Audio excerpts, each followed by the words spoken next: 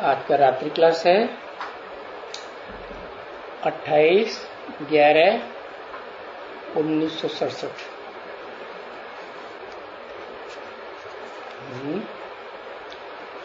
कौन सा दिन? वही मंगलवार का दिन, रात्रि क्लास। ये है ईश्वरीय मिशन।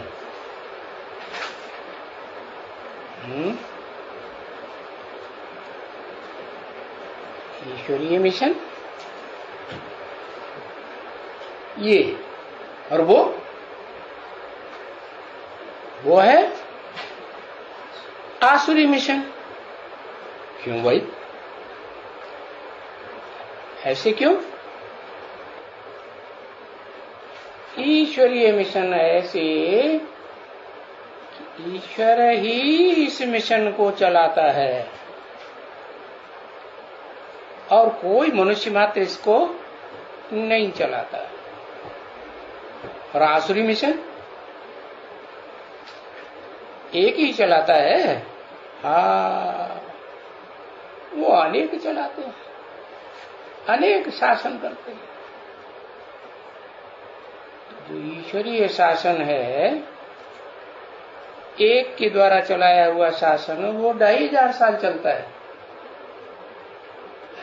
लंबा समय चलता है, आधा कल्प, जिसे कहा जाता है ब्रह्मा का दिन। क्या क्यों दिन कहा जाता है? क्योंकि जो ज्ञान चंद्रमा ब्रह्म है, उसको ज्ञान सूर्य की पूरी रोशनी मिलती है। बीच में धरणी आती है? धरणी नहीं आती। धरणी माने मिट्टी, मिट्टी माने देह। देहवान का नाम निशान नहीं, तो उसको कहते हैं पूर्णिमा। चंद्रमा पूरा होता है या अधूरा? पूरा हो जाता है। तो एक के ज्ञान से चंद्रमा पूरा हो जाता है। और फिर चंद्रमा उदय होता है, संपूर्ण चंद्रमा। तो क्या होता है उस दिन? एक तरफ चंद्रमा उदय होता है और दूसरी तरफ सूर्य क्या होता है? अस्त होता है। तो ऐसे ही है, जो सूर्य अस्त होता है तो चंद्रमा के साथ जो सितारे हैं ना, उसको सपोर्ट करने वाले आत्माएं, वो क्या करती है? जब तक चंद्रमा में पूरी रोशनी है तो वो सितारे थोड़े कम टिमटिमाते हैं। और फिर जैसे जैसे चंद्रमा की रोशनी कम होती जाती है, सितारे क्या करते हैं? ज्यादा टिमटिमाते। और जब ज्यादा टिमटिमाते हैं, उसका नाम ही है चंद्रमा। मां के बाप क्या? चंद्रमा। तो जो सितारे रूपी जो बच्चे हैं ना माँ के, वो फिर धीरे धीरे माँ के ऊपर हावी हो जाते हैं। अपना प्रकाश जो है उसको पुरस्सर करते हैं और माँ को, मान मर्तबे को डाउन करते हैं। ऐसे हो जाता है। तो उसको कहते हैं ब्रह्मा की रात शुरू हो गई। क्या? कब? 2500 वर्ष तक दुनिया में आधा कल्प, 2 युग, सतयुग त्रेता, रामकृष्ण की दुनिया में। क्योंकि राम और कृष्ण दोनों को चंद्र तो कहते हैं ना, रामचंद्र, कृष्णचंद्र। तो वो दोनों ही आत्मा संपूर्ण बन करके 2 युगों में जो कार्य चलाती है, उसमें सुख ही सुख होता है, कोई दुख का नाम निशान नहीं होता। क्यों? क्योंकि एक के द्वारा संचालन होता है कि दो के द्वारा। अरे रामकृष्ण दो हो गए ना, हो तो दो गए, लेकिन जो राम है वो बाप कहा जाता है। क्या? राम बाप को कहा जाता है और कृष्ण बच्चे को कहा जाता है। प्रूफ? कोई प्रूफ है? अरे दुनिया में कोई प्रूफ है? क्या है? जो चंद्रमा है वो चंद्रमा बच्चे के रूप में पूजा जाता है। क्या? बच्चे के रूप में जो पूजा जाता है वो क्यों पूजा जाता है? क्योंकि बच्चे में विकार नहीं होते, तो पूजा जाता है क्योंकि विकार नहीं होते हैं। और ज्यों-ज्यों बड़ा होता जाता है तो बच्चा बड़ा होगा तो अम्मा की गोद में बैठा रहेगा, अम्मा बाप की गोद में, या बाहर की दुनिया में निकलता है ना, तो दूसरों का संग करने लगता है। तो ऐसे ही है, ये राम बाप और कृष्ण को बच्चा कहो या रचना कहो, क्योंकि पहली रचना कौन होती है? बच्चा होता है? नहीं, माता होती है। तो माता भी तो बच्चा ही हुई ना, रचयिता के सामने क्या हुई? बच्चा ही है। तो वो तो पार्ट ऐसा हो गया कि सुख की दुनिया बनाता है। फिर उसके बाद जब 16 कला संपूर्ण जो कृष्ण है, सुख भोगते भोगते आधी कलाएं रह जाती हैं, आधी से भी कम होने लगती, तो फिर वो आत्माएं कमजोर पड़ेंगी या पावरफुल रहेंगी? क्योंकि द्वापर युग से ऊपर से भी तो आत्माएं उतरती है ना, तो जो उतरती हैं वो आत्माएं संपन्न होती हैं या अधूरी होती हैं? है? हाँ, संपन्न होती है, भरपूर होती है, उनमें कोई नुक्स, सात्विक होती है, सत्व प्रधान कहेंगे। इस सृष्टि पर आने के बाद उनको कहेंगे सत्व प्रधान। जब तक सत्य धाम में थी, आत्मलोक में थी, तो सत्य थी, है जैसे बाप सत्य। लेकिन इस दुनिया में आती है, 5 तत्वों की दुनिया में, तो फिर संग के रंग में, मिट्टी के संग में क्या हो जाती? देवान आएगा कि नहीं? कैसे आता है देवान? जो स्वर्ग से उतरने वाली आत्माएं हैं, देव आत्माएं, वो सुख भोगते भोगते कमजोर हो जाती है ना, है? और कमजोर हो जाती है तो उन कमजोर आत्माओं में वो पावरफुल आत्माएं प्रवेश कर जाती है। हाँ, तो 16 कोला तो नहीं होते हैं, लेकिन सत्य होते हैं, प्रधानता होती है सत्य की, है नहीं? हाँ, और इनमें देवात्माओं में प्रधानता नहीं रहती और ये सुख भोगते भोगते आदत पड़ जाती है। क्या? कि भाई खूब सुख भोगे। सतो प्रधान आत्मा जब उतरती है, जैसे बताया ना, क्राइस्ट आया तो उसमें विकार भोगने की वो नहीं थी रग क्राइस्ट में या क्राइस्ट के फॉलोअर्स में, सात्विक आत्माएं थी ना, ये तो बाद में पड़ता है। तो ऐसे ही जो सुख भोगते भोगते आत्माएं सुख भोगने की आदि पड़ गई ना, देव आत्माएं कि राक्षसी आत्माएं जो नई उतरी है, देव आत्माएं, तो वो जास्ती सुख भोगने के चक्कर में है, और जो ऊपर से आती हैं सत्व प्रधान आत्माएं, उनको भी लपेट में ले लेती। क्या? तो किसको संग का रंग लगता है? ऊपर वाली आत्माओं को या नीचे वाली आत्माओं को?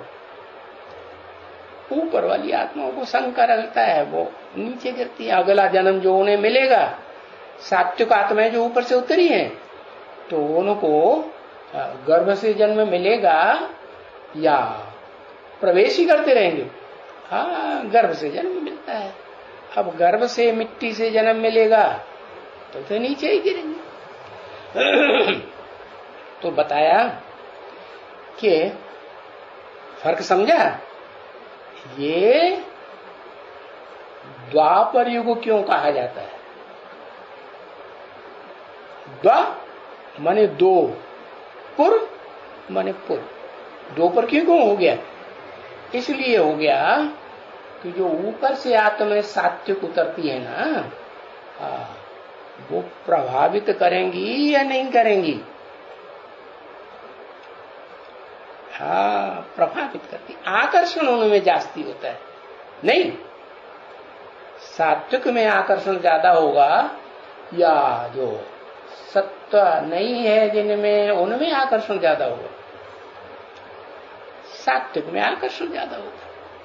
तो वो आत्माएं आती हैं, वो पावरफुल होती हैं, और पावरफुल होने के कारण उनमें आकर्षण होता है, और वो जो देव आत्माएं हैं उनकी ओर आकर्षित होती है। आकर्षित होती माने प्रभावित होती है कि नहीं? प्रभावित होती। तो इसलिए भारत की आत्माओं को, भारत देश को क्या कहा जाता है? मात्र प्रधान कहा जाता है। क्यों?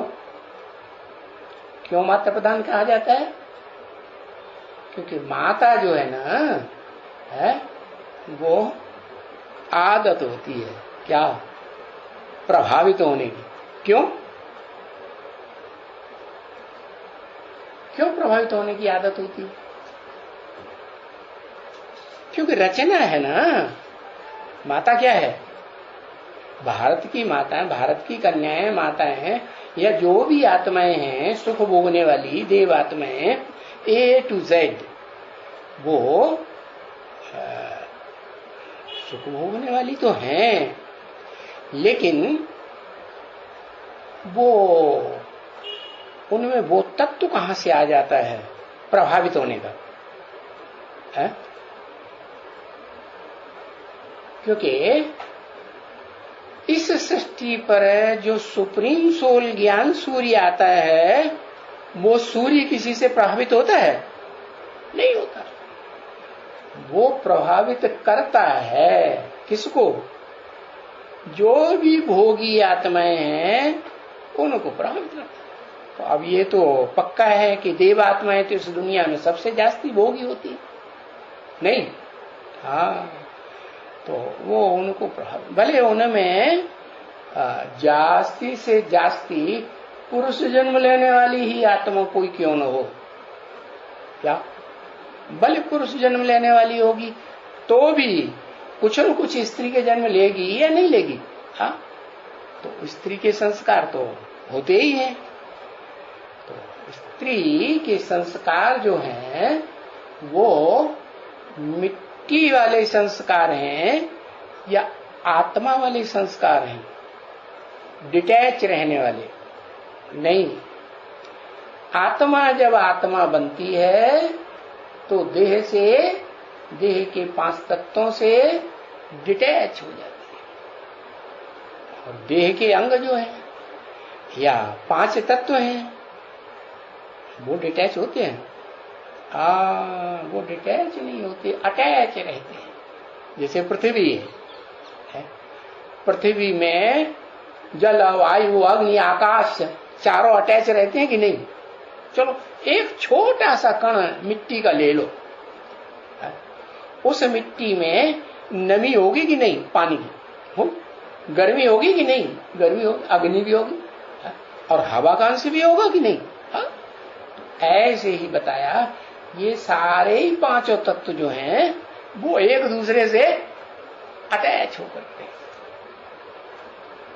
माना उन्हें समूह जरूर चाहिए, अकेले होकर नहीं रह सकते। समूह आएगा तो संग करेंगे एक दूसरे का, लगेगा कि नहीं लगेगा? नहीं लगेगा, लगेगा।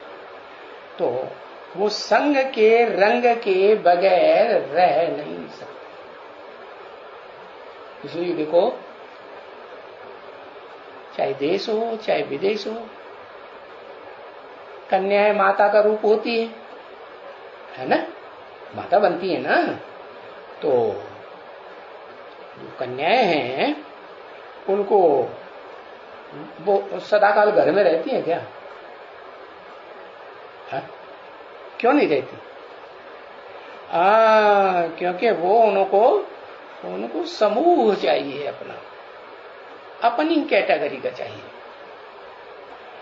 तो यही बात बताई कि जो जड़त्वमयी चीजें हैं उनमें वो पावर नहीं होती, जो चैतन्य में पावर होती है। चैतन्य आत्मा है, और चैतन्य आत्मा में पावर कहां से आती है? जो चैतन्य आत्माओं के बीच में सबसे पावरफुल आत्मा है कौन? अरे कोई है कि नहीं है? तेरा वाला राम वो देह नहीं धारण करता।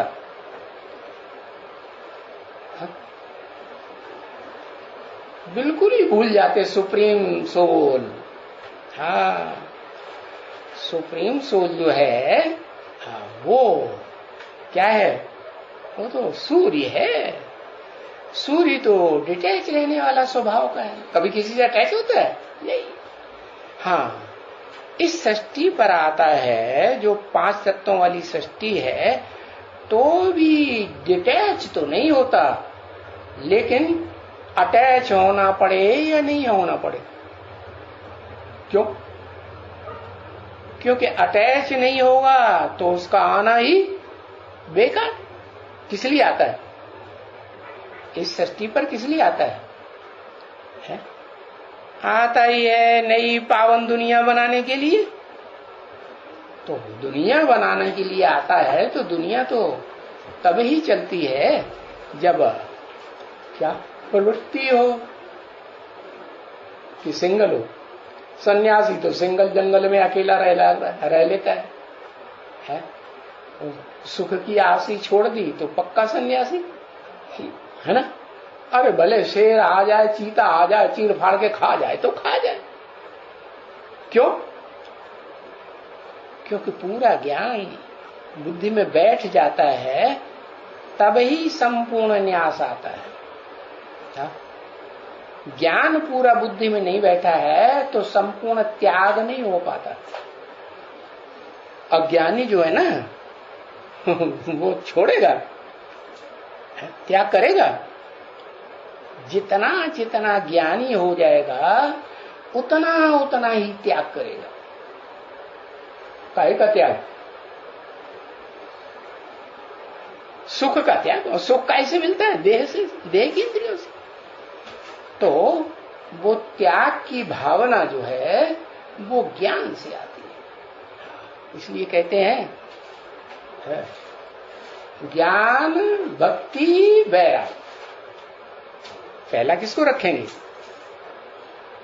ज्ञान को पहले रखते हैं, क्योंकि ज्ञान एक से आता है और भक्ति अनेकों से आती है, इसलिए कमजोर हो जाती है। अनेकों का संग करने से कमजोर होंगे कि पावरफुल बनेंगे? है ना? पावरफुल बनेंगे नहीं। तो सन्यास में ये ताकत आ जाती है क्या कि हम एक और हमारा बाप भी एक। वो अपन को आत्मा पक्का समझते हैं तो आत्मा का बाप भी एक। तो वो निराकारी जितना बनेगा, निराकारी माने सूक्ष्म, जैसे मिट्टी पत्थर होता है ना, मिट्टी के कण मिलते रहते हैं पत्थर बन जाता है। बहुत अटैचमेंट होता है ना कणों में, तो अटैचमेंट में आते आते पत्थर, ग्रेनाइट पत्थर भी बन जाता है।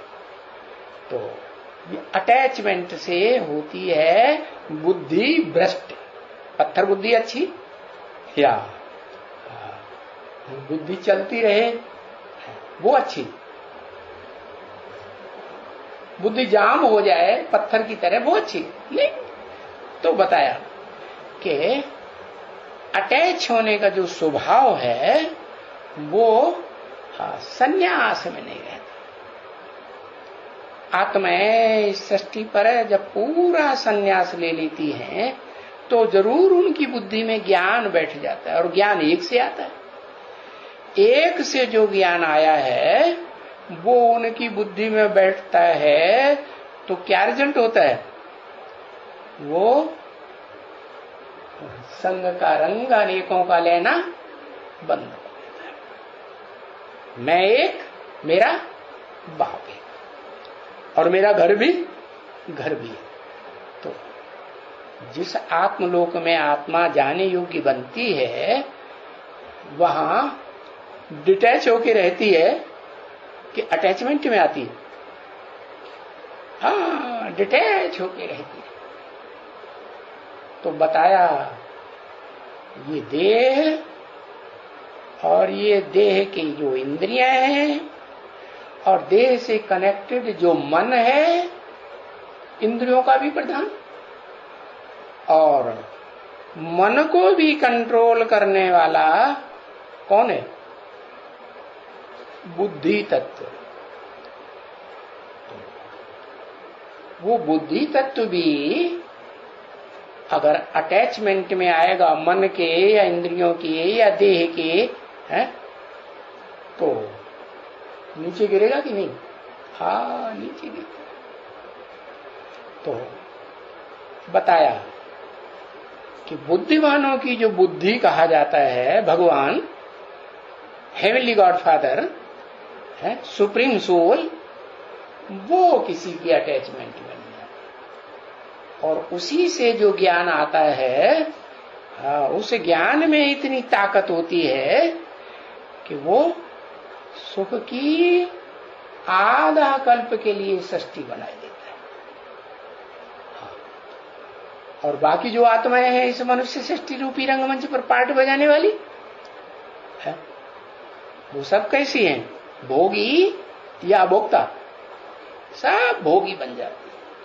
हाँ, उनमें एक आत्मा ऐसी है, क्या भोगी आत्माओं के बीच में, जो सबके मुकाबले जितनी भी मनुष्य आत्माएं बुद्धिमान होती हैं उनके मुकाबले उसकी बुद्धि का तत्व जो है वो क्षीण हो सकता है। क्या? क्षीण होते होते एकदम भले पत्थर बुद्धि बन जाए, फिर भी उसमें इतनी भावना रहती है कि वो भावना के आधार पर, भावना भक्तों में होती है या ज्ञानियों में होती है? किसी में होती है? भक्तों में भावना होती है। तो उसने भक्ति भी तो सबसे जास्ती की है ना। भक्ति भी बड़ा, अरे, और ज्ञानी भी बड़ा हो सकता है। कब हो सकता है? जब उसकी बुद्धि से जास्ती बुद्धिमान कोई उसे मिले है, जो और उसकी भावना से जास्ती भावनावान कोई मिले तो हो सकता है। तो भावनावान तो है नहीं, भगवान को तो किसी के ऊपर भावना, ईश्वर को भावना होती है? हाँ, भावना नहीं होती है, लेकिन वो सबका बाप तो है। तो बाप को अपने बच्चों के प्रति तो भावना होती है कि नहीं? नहीं। हाँ, तो आत्माओं का बाप है, भले भोगी आत्माएं हैं लेकिन बाप तो है। तो जो भावना है वो बाप के अंदर कि मेरे बच्चे मेरे से भी जास्ती आगे बढ़ जाए, मेरे से भी जास्ती इनका नाम बाला हो। बाप ऐसे चाहता है कि नहीं? चाहता है। तो सुप्रीम सोल इस सृष्टि पर आता है तो जिसमें प्रवेश करता है वो संसार का सबसे बड़ा पत्थर बुद्धि बन जाता है। क्यों है? क्योंकि वो मनुष्य सृष्टि का, सारी सृष्टि का बाप है ना। तो बाप में अटैचमेंट रहता है कि नहीं बच्चों के प्रति? कब? अगर देह है तो अटैचमेंट रहेगा, है? कब? देह है तो अटैचमेंट, और देह नहीं है तो अटैचमेंट नहीं है। प्योर आत्मा है तो अटैचमेंट की बात ही नहीं। तो बताया कि वो आत्मा तो भोगी है और सबसे जास्ती भोगी है। माने इस सृष्टि रूपी रंगमंच पर कभी बिना भोग के भी रहती है क्या? नहीं, हाँ रहती है। क्या? एक टाइम ऐसा आता है कि जिसमें वो बाप समान अभोक्ता बन के रहती है। उस एक के सिवाय और जो भी नीचे वाली आत्माएं हैं वो सब भोगी तो हैं, लेकिन संपूर्ण भोक्ता नहीं बन पाती। क्यों? क्योंकि वो सब देहधारी तो हैं, और मनुष्य सृष्टि का बाप भी देहधारी है, लेकिन वो रचयिता है या नहीं? कौन? अरे बाप रचयिता है ना। हाँ। तो रचयिता होने के कारण रचयिता में शक्ति ज्यादा आती है। कैसे शक्ति आती है? वो अटैचमेंट में भी सबसे जास्ती आने वाली आत्मा, और निराकारी भी बन जाती है निराकार बाप के साथ। कैसी?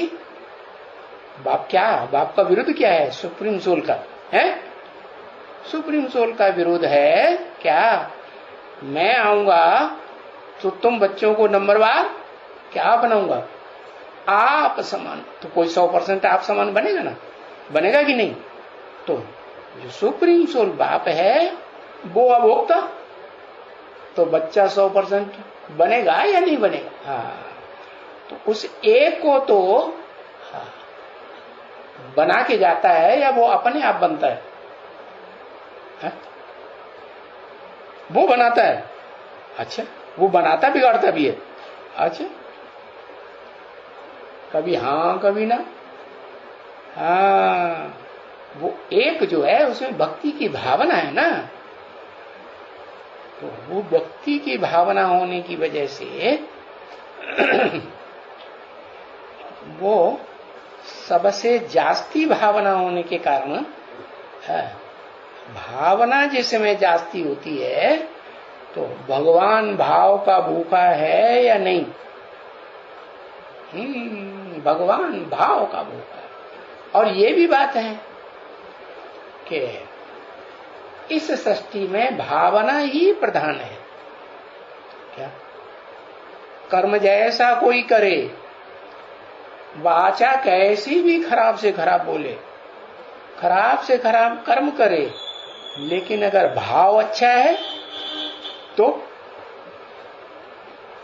तो उसे अच्छा कहा जाएगा या बुरा कहा जाएगा? अच्छा ही कहा।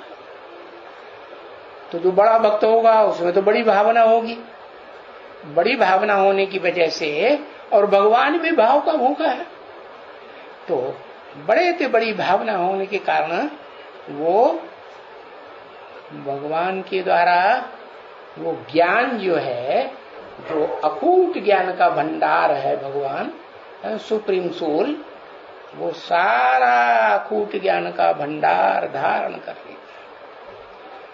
तो वो एक भोगी भी आत्मा, और वो सबसे जास्ती अभोक्ता भी बनती है। माना बाकी 500-700 बाकी 700-500 करोड़ आत्माएं जो हैं, उनमें भले देवात्माएं भी हैं, और वो देवात्माएं इतनी भोगी हैं कि भोग के बगैर रह ही नहीं सकती। तो वो 33 करोड़ आत्माएं जो हैं, जो भोग के बगैर नहीं रह सकती हैं, तो वो तो 100% अभोक्ता बनेगी या नहीं बन सकती। तो वो एक ही है जो इस सृष्टि रूपी रंगमंच पर है, दुख की दुनिया में ही रहता है अंत तक। क्या? जब तक इस दुनिया का टोटल विनाश न हो जाए, रहता है आत्मिक स्टेज में भी इसी दुनिया में। ऐसे नहीं कि विष्णु लोक में चला जाएगा। बाकी आत्माओं में जो देव आत्माएं हैं, उनमें जो फर्स्ट क्लास है, कौन सी? बीज या जड़ रूप या टहनी रूप है, बीज रूप आत्माएं जो है वो पहले पहले आत्मिक स्टेज धारण तो करती हैं, लेकिन वो भी सुख भोगने बगैर रह नहीं सकती। तो दुनिया की सारी आत्माएं है भोगी होने के कारण कोई आत्मा ऐसी नहीं है जो निराकारी स्टेज में रह करके शरीर के साथ इस सृष्टि में रह करके इस दुनिया के दुख भोग, जो दुख चल रहे हैं ना, उन दुखों को देखते हुए भी न देखे, सुनते हुए भी न सुने। वो एक आत्मा जो है नंबरवार, जो बीज रूप आत्माएं और भी हैं, बच्चे हैं कि नहीं, बीज है ना। अरे विष्णु लोक में पहले कौन जाएंगे? बीज जाएंगे या आधार जड़ें जाएंगी, जिन जड़ों के ऊपर सारा वृक्ष संसार खड़ा रहता है, या वृक्ष की टहनियां, पत्ते वगैरह, फल फूल वगैरह जाएंगे? कौन जाएगा? बीज में ज्यादा पावर, तो वो ज्यादा, लेकिन उनमें भी नंबरवार है कि नहीं? तो वो नंबरवार आत्माएं जो है वो सारी की सारी अव्वल नंबर को छोड़ करके और सब इस सृष्टि से कहां पहुंचती है? विश्व लोक का सुख अनुभव करती है। इस दुनिया में रहते रहते भी अनुभव तो जरूर करती है, वो अनुभव के बगैर, सुख के बगैर रह नहीं सकती। और वो एक आत्मा जो है अंतिम क्षण तक भले अकेले ही रहे, क्योंकि उसे तो रहना ही है कि नहीं, देह के साथ है, नहीं रहना है। अरे एक ही देहधारी है जो इस सृष्टि पर सदा काल रहता है, कि देह को त्यागता है, लेकिन क्या करता है?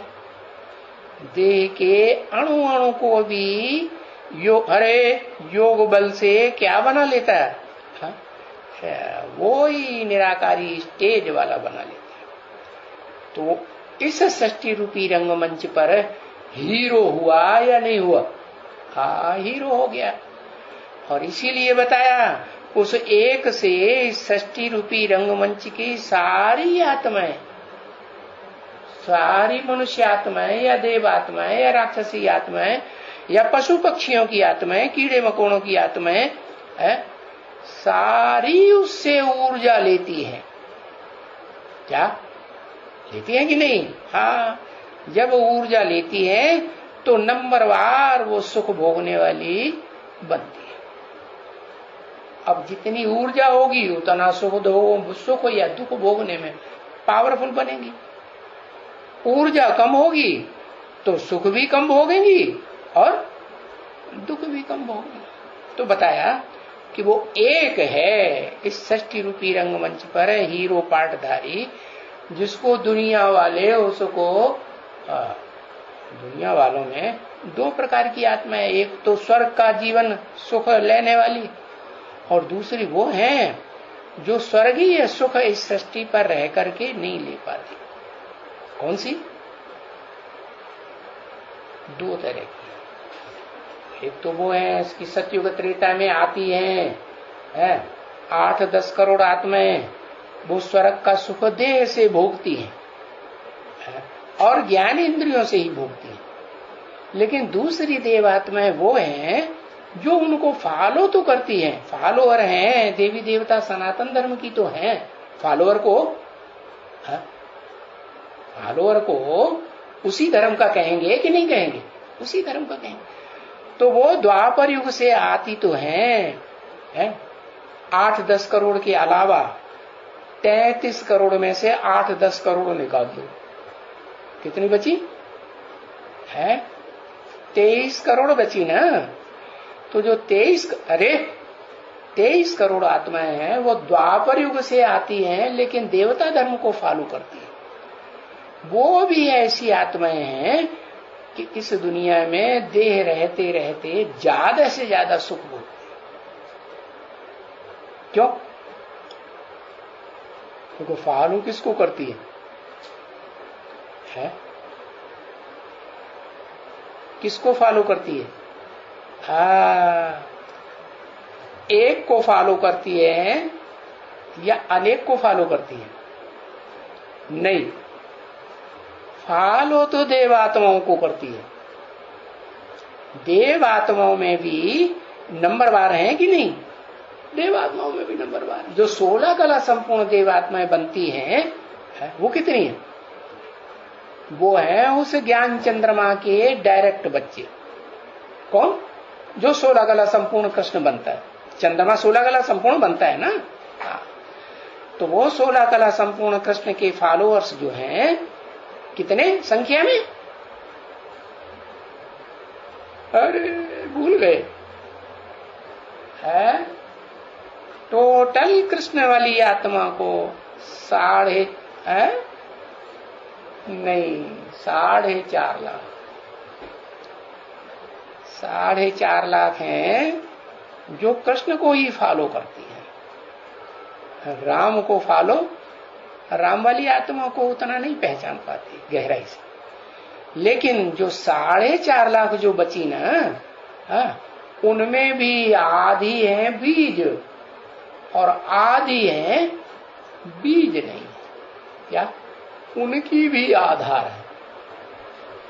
उन बीजों को भी धारण करती है।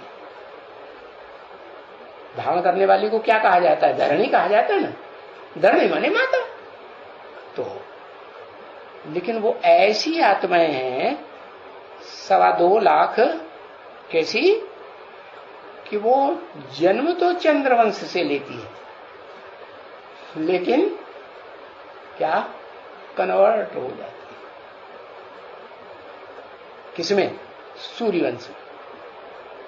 अपने आप फैसला लेती है या वो उनको जन्म देने वाले माँ बाप हैं वो फैसला करते हैं?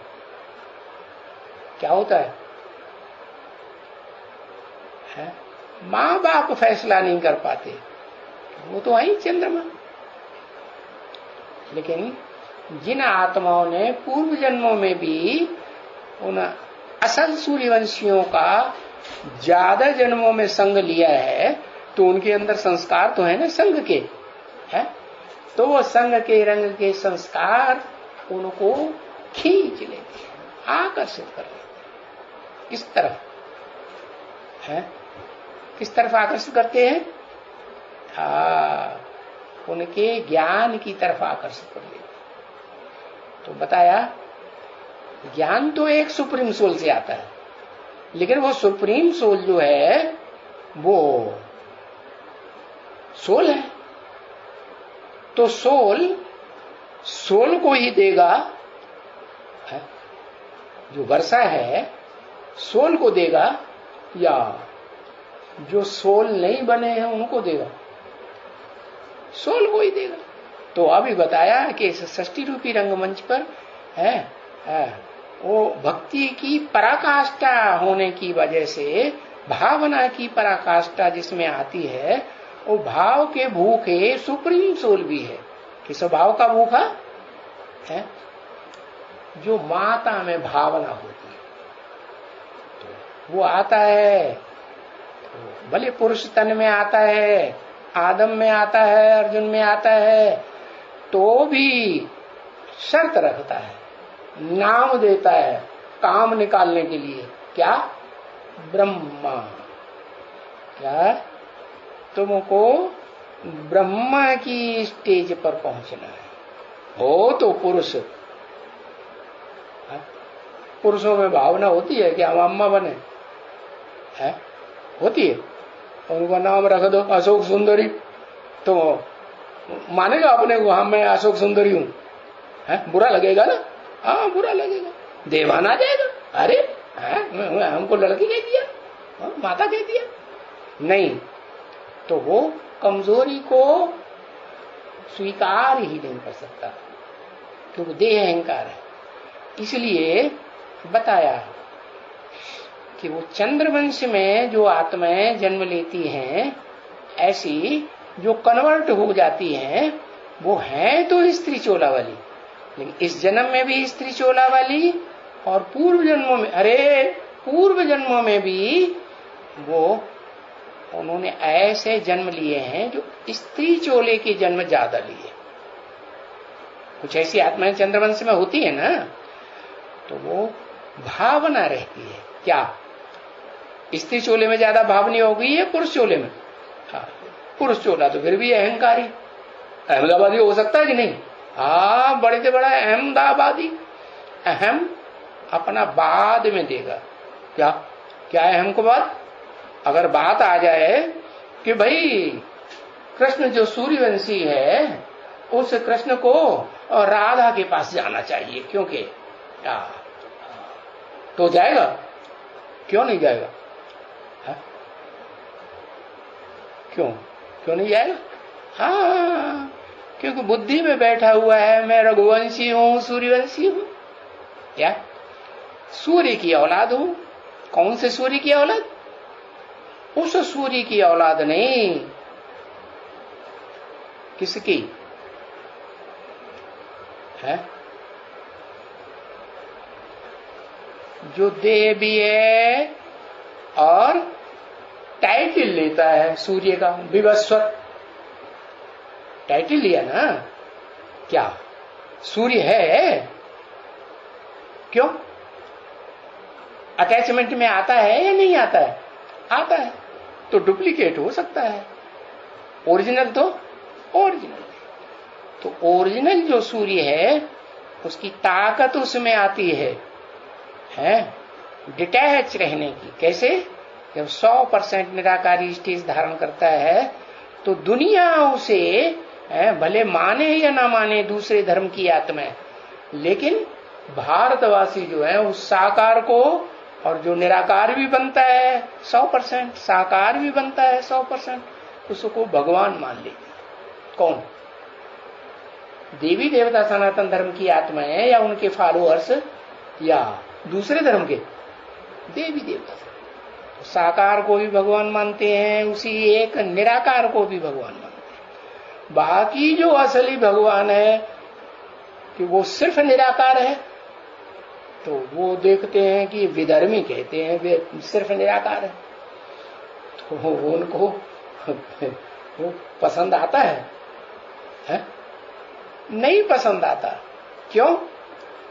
क्योंकि उन विधर्मियों में तो वो धर्म पिताएं हैं जो द्वैतवादी हैं, दूसरा धर्म, दूसरा राज्य, दूसरी भाषाएं, दूसरे कुल, दूसरी परंपराएं चलाने वाले द्वैतवादी हुए ना।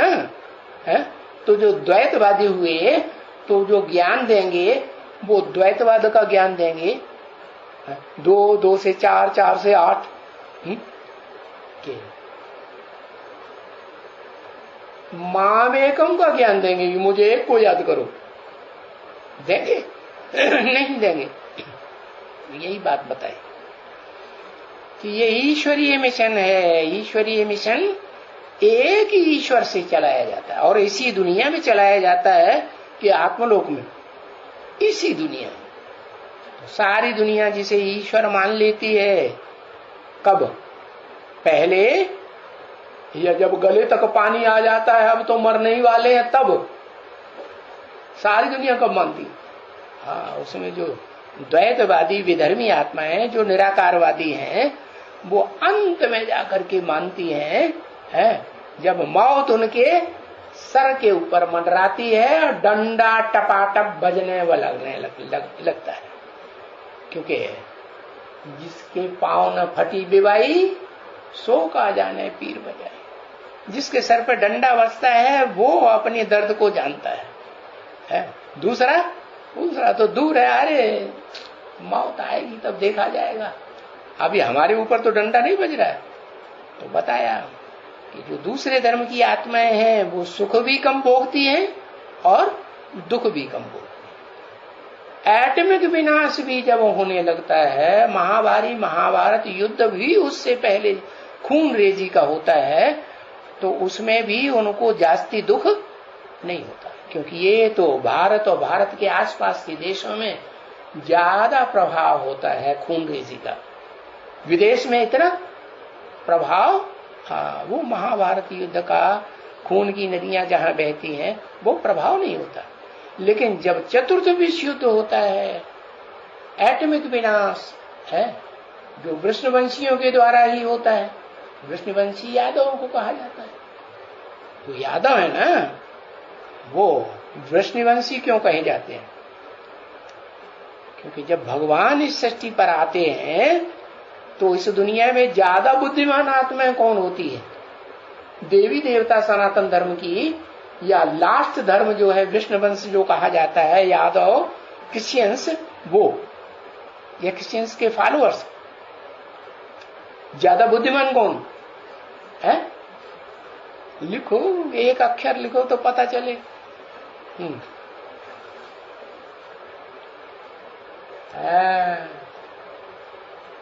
इतनी देर लगाते, एक अक्षर लिखना, क्रिश्चियन, बस क्री लिखो पता लग जाता है। तो क्रिश्चियंस जो हैं, यादव जिन्हें कहा जाता है, जिनके बारे में शास्त्रों में भी लिखा हुआ है, बड़े बड़े ऊंचे महलवाणियां, अटारियां, टालिकाओं में रहते थे और बड़े धनाढ्य होते थे। भारतवासियों के मुकाबले धनाढ्य होते हैं कि नहीं?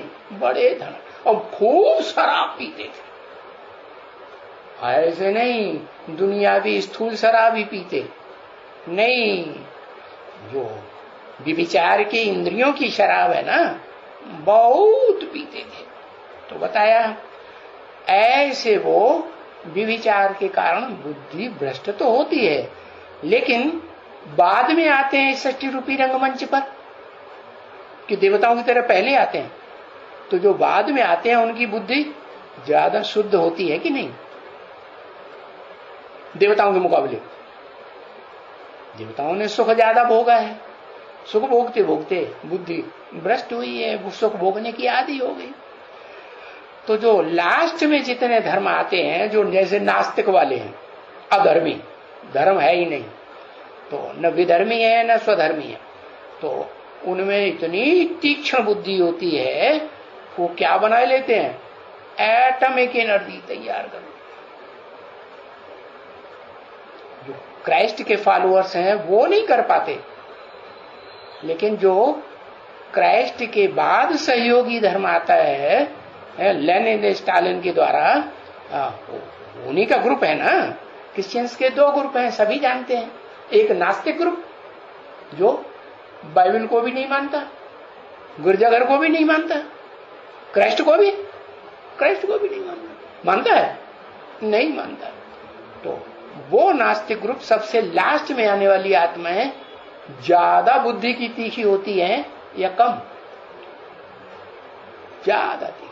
तो बताया नियम ये हुआ कि जो भी विदेशी हैं वो विदेशी बाप को जल्दी पहचानते हैं। क्या बताया? विदेशी बाप को जल्दी पहचानते हैं। क्यों? क्योंकि लास्ट में आने वाली आत्माएं जो हैं वो फास्ट इसलिए जाती हैं कि बुद्धि की तीखी होती है, तीक्ष्ण बुद्धि होती है, इसलिए बाप को जल्दी पहचान लेती है।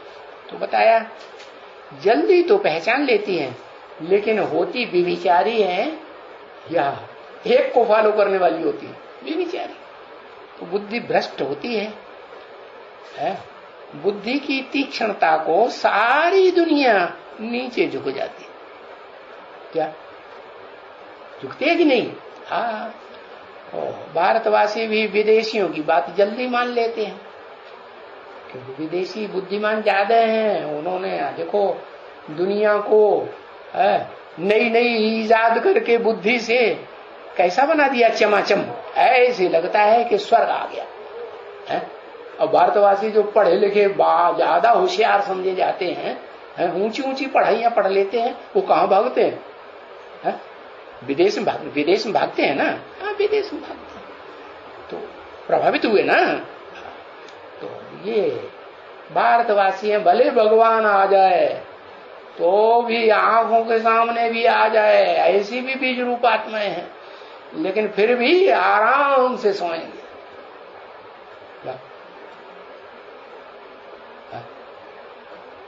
किसी को मौत आ जाए सामने तो उसकी नींद उड़ जाएगी या सोएगा आराम? नींद उड़ जाती है। जैसे परीक्षित का मिसाल है, उनको पता चल गया कि 7 दिन के अंदर शरीर छोड़ने वाला है, तो क्या किया, तीक्ष्णता से पुरुषार्थ किया ना। तो ऐसे ही है, ये भारतवासी कुंभकर्ण की नींद में सोए पड़े। और वो भारतवासी चाहे दाईं ओर की डालियां भारतीय हों, बौद्ध धर्म की, संन्यास धर्म की, सिख धर्म की, वगैरह वगैरह, और चाहे वो असल भारतवासी हों जो स्वर्ग भोगते हैं रामकृष्ण की दुनिया में, तो वो सब कौन सी नींद में सोते हैं? हाँ, कुंभकर्ण की नींद में सोते हैं। वो आधार मूर्ति भी ऐसे ही, और उनके बीज रूप भी होंगे ना उनके, वो भी ऐसे। तो बताया क्या, लास्ट में जाकर के सबकी बुद्धि में जो एटम बम चारों तरफ फटने लगते हैं देश देश में, और टीवी में देखते रहते हैं, आज इस शहर में, कल उस शहर में, आज नजदीक के शहर में फटने लगे, तो सबकी आंखें खुलती हैं, चाहे देशी हो और चाहे विदेशी हो। वो फिर सब की सब, सारी दुनिया की 500 करोड़ आत्माएं, जो भी भोगी आत्माएं हैं, वो उसे एक को पहचान लेती है जो उस दुनिया का बड़े से बड़ा भोक्ता और बड़े से बड़ा अभोक्ता है। एक ईश्वर को प्रैक्टिकल में साकार शरीर से पहचानती हैं, या निराकार को तो पहचानने की बात ही नहीं, वो तो दिखाई देगा, वो तो दिखाई देने की चीज नहीं है। तो वो उस ईश्वर को पहचानती है। एक ईश्वर से पढ़ाई पढ़ती है कि नहीं, मैं आत्मा हूं, मैं शरीर नहीं हूं। ये शरीर विनाशी है और आत्मा तो अविनाशी है, ये खलास होने वाली नहीं है। इसके अंदर जो भी संस्कार हैं वो भले इस दुनिया को छोड़ करके आत्मलोक में चले जाएंगे, सोल वर्ल्ड में, तो भी उस आत्मा में वो संस्कार रिकॉर्ड में भरे रहेंगे या नहीं है? हाँ। जब ये सृष्टि रूपी तवे पर वो आत्मा आएगी ना, पहले ग्रामोफोन होता था ना, तो उसमें तवा रखा जाता था, वो अपने आप आवाज करता था नहीं, उसके ऊपर जब सुई चलती है तो जैसे जैसे सुई आगे बढ़ती जाती है पार्ट आवाज निकलती जाती। तो ऐसे ही ये सब आत्मा रूपी सुइयां हैं। हाँ, ये बात जरूर है, इन सुइयों पर कट चढ़ जाती है संग के रंग की, लेकिन जब एक को पहचान लेते हैं तो एक का संग का रंग बुद्धि से लगेगा या अनेकों का लगेगा? एक का लगेगा। तो ईश्वर से पहचानते हैं तो ईश्वरीय मिशन में आएंगे या नहीं आएंगे? या असुरों की मिशन में जाएंगे? नहीं। कुंभकर्णों की मिशन में जाएंगे? नहीं। तो ये बताया कि ये ईश्वरीय मिशन है, और दुनिया में सब कौन सी मिशन है? सब आसुरी मिशन। कोई भी मनुष्य आत्मा का पल्ला पकड़ लो, पीछे पकड़ लो उसकी पूंछ और चलने लग पड़ो, ये सब क्या है? क्या कहेंगे उनको? आसुरी मिशन है। और ये सच्ची सच्ची मिशन है। सेल्वेशन आर्मी अकेला नहीं है कि ज्ञान देने वाला एक है, एक से ज्ञान आता है, नहीं, उसके अंडर में आर्मी है। आर्मी माने संगठन है। कैसा संगठन? ये संगठन कैसा होता है आर्मी का? Order is order. माना तो ठीक, और नहीं माना किसी ने, भले कितना भी बड़ा ऑफिसर हो, उससे ऊपर वाला ऑफिसर ऑर्डर करे, मार्शल, मिलिट्री मार्शल होता है ना, सेनापति, वो ऑर्डर करे और वो ना कर दे तो क्या करेगा? उसको फौरन मार दे, अब तुम जिंदा रहने काबिल नहीं हो, ऐसे हो जाता। ये है रूहानी मिलिट्री। क्या वो तो फिर भी जिस्मानी मिलिट्री होती है दुनिया में। क्या उसमें क्या होता है? मंगल पांडे ने डायरेक्शन मानने से इनकार कर दिया कि नहीं? कर दिया ना। फिर क्या हुआ? अरे उसने ताड़पाड़ ऑफिसरों को ही मार डाला कि नहीं? कुछ को, अरे कुछ एक को तो मारा। हाँ, लेकिन रूहानी मिलिट्री में ऐसा नहीं होता। क्या यहां देह ही नहीं है जो तुम देह को मार डालो? देह मरती है या आत्मा मरती है? अरे देह मरती है ना। तो ये है सच्ची सच्ची है रूहानी सैल्वेशन आर्मी। ये कभी सुना है? जिस्मानी आर्मी तो सुनी थी। क्या कि जिस्म धारण करने वालों की आर्मी होती है, सेना होती है। हाँ, उनकी हिस्ट्री है, हुई कि नहीं? हाँ, बड़े बड़े राजाएं हुए जिनकी पास सेनापति होता था, मार्शल होता था, और उसके नीचे बड़ी भारी भारी सेनाएं होती थी। तो वो तो सब हैं जो भी हिस्ट्री में हुई और आज भी हैं, वो सब देह की है। कैसी आर्मी है? दैहिक आर्मी, भौतिक आर्मी, 5 तत्व, 5 भौतिक तत्वों से बनी हुई आर्मी। और ये कौन सी आर्मी है? ये भी सैल्वेशन आर्मी है, लेकिन रूहानी आर्मी। अरे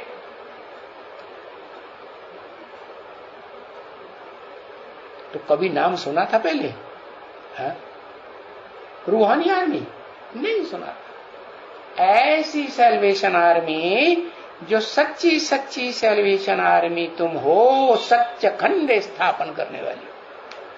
क्या ऐसे नहीं कि रूहानी आर्मी का जो एक मुखिया है वो अकेला सत्युग स्थापन कर लेगा?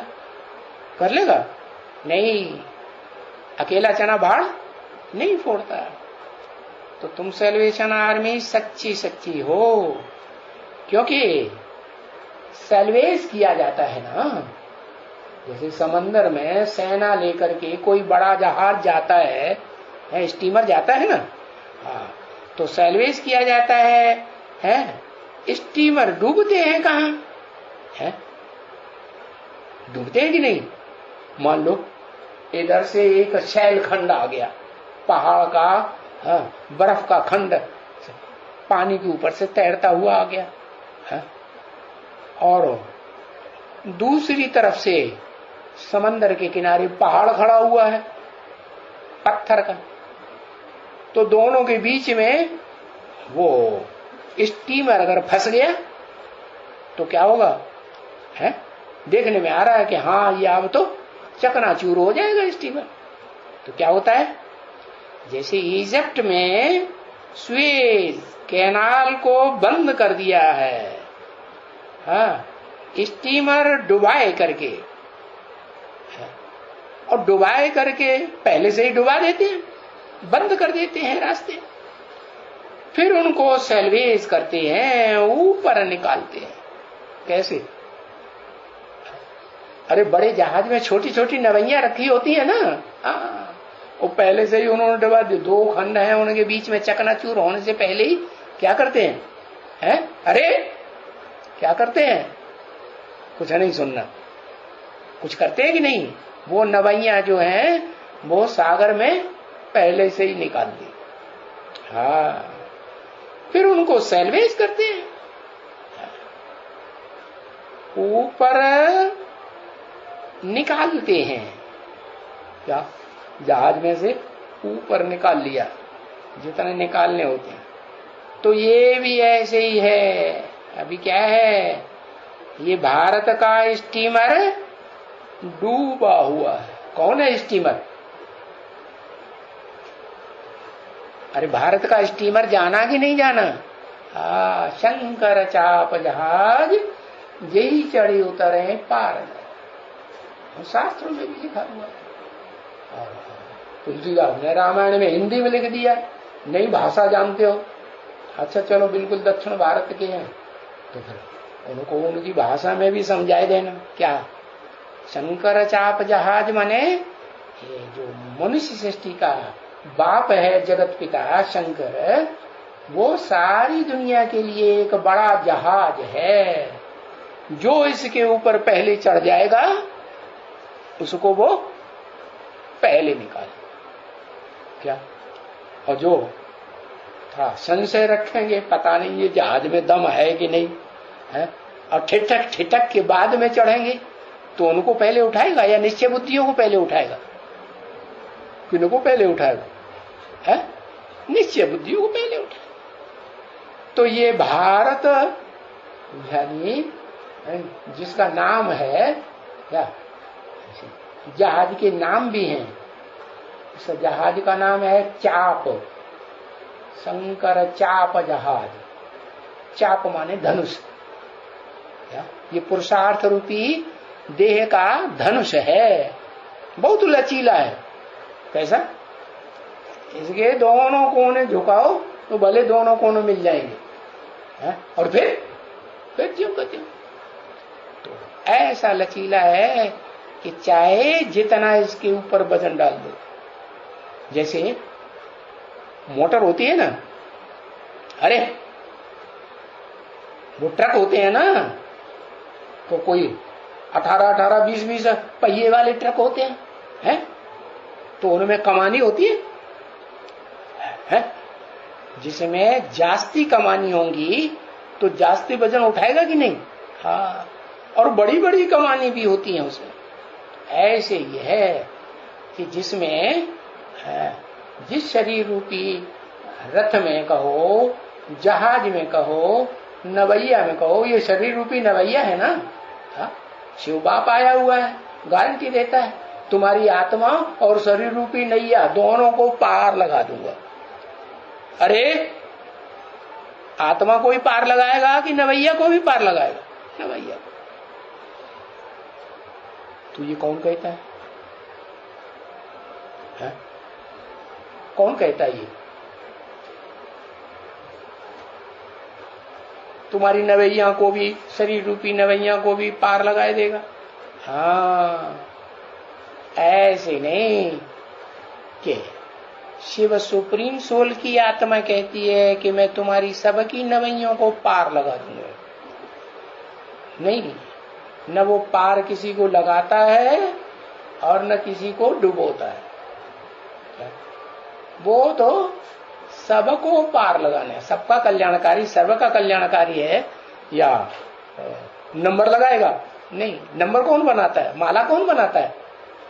हाँ, जिसमें प्रवेश करते हैं वो माला बनाता है। तो बताया कि जो माला बनाने वाला है ना, मालाकार, माली, उसे माली कहेंगे, है? बाग का माली कहेंगे या सेठ कहेंगे? बाग का मालिक। माली और मालिक अलग होता है कि एक ही होते हैं?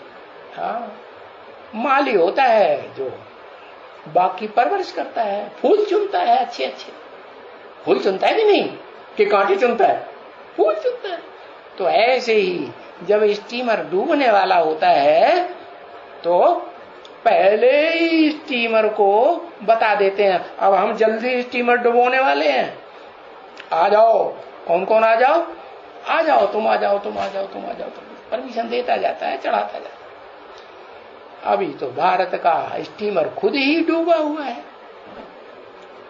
और तुम सेलिब्रेशन आर्मी भारत को फिर ऊपर उठाते हो, है? चढ़ती कला में ले आते हो। क्या तुम्हारी संगठन की पावर से वो भारत जो स्टीमर है, शंकर चाप जहाज, वो ऊपर आ जाता है, अपनी ताकत से ऊपर आ जाता है कि तुम्हारी सम्मिलित संगठन की शक्ति से ऊपर आता है? कैसे आता है? तुम्हारे माला रूपी जो संगठन बनता है ना, माला माने क्या? माला माने संगठन।